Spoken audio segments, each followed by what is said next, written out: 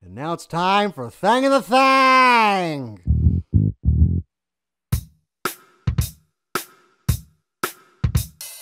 Dear. Field. Dear. Field. Mouse. Hey. Mouse. Hey. Cock. Mouse. Cock. Chauncey, I think that's enough cartoons for now. Daddy, I want to know where the cock goes. Chauncey, I think it was pretty obvious where it was going to go, all right? So, But, Daddy, you turned it off before I could know, Daddy. Where does the cock go, Daddy?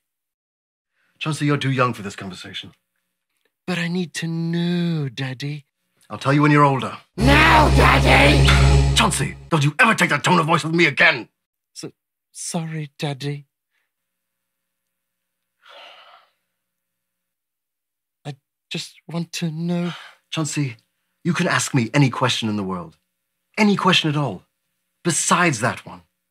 Daddy, Yes? what's the meaning of life, Daddy?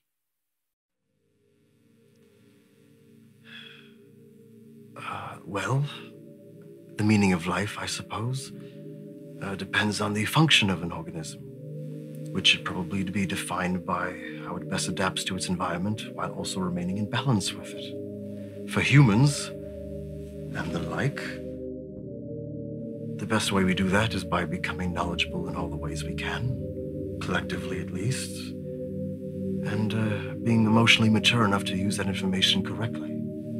That is when we're at our best. So that is our function, or niche. Any other questions? Are aliens real? And Bigfoot? And dogmen?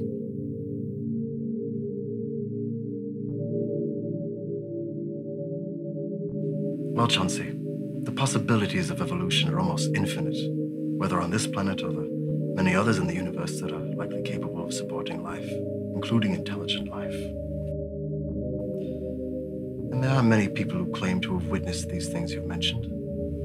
There are also many people who immediately deny the possibility of these things because they aren't officially recognized yet. The problem with that is the universe is over 14 billion years old. And these know-it-alls have been around for about 40. You see, by thinking they already know everything, it means they don't have to do anything to prove it. On the other side of the laziness spectrum, you have those who believe in everything, because once again, it means they don't have to do anything. So, Chauncey, if you really are concerned with expanding your knowledge of a matter, rather than being a know-it-all or a sensationalist, then there are lesser known yet established methods of doing this. Just remember that in the search for one thing, you may come across other things you did not expect.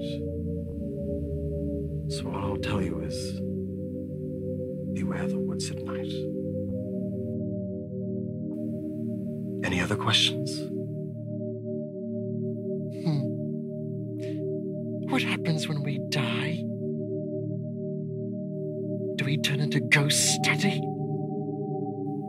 Chauncey, I'm not sure what happens. What I do know is that nothing truly disappears, but only changes in form, and that no form is itself permanent. When we die, our bodies are recycled into the earth.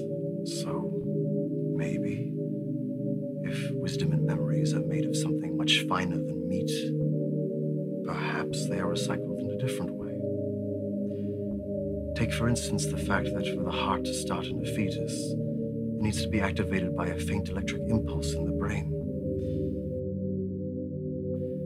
Now, scientists can't tell you specifically how that first impulse begins, but it must have an origin, even if that origin is as of yet undetectable.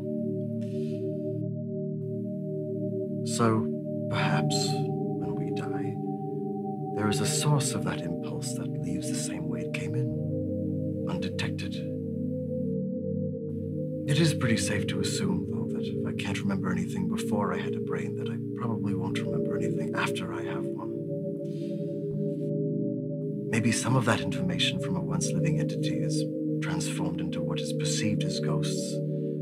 But I don't think that when I die, I'll be a transparent version of myself wandering the same place for eternity, just waiting for the chance to go boo at someone once in a while. Still, if certain residual aspects of a person exist long after death, then I can't see why the more important aspects of a person wouldn't carry on for a more functional purpose. Either way, Chauncey, you shouldn't be afraid of death. Of course, life should be lived to its fullest natural extent, and death should be avoided if possible. But whatever your path ends up being, know that since the life and death process is as old as time, that you should trust that there's a good reason for why it works the way it does.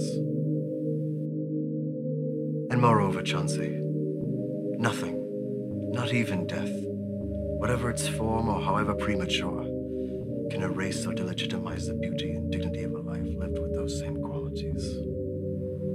All right?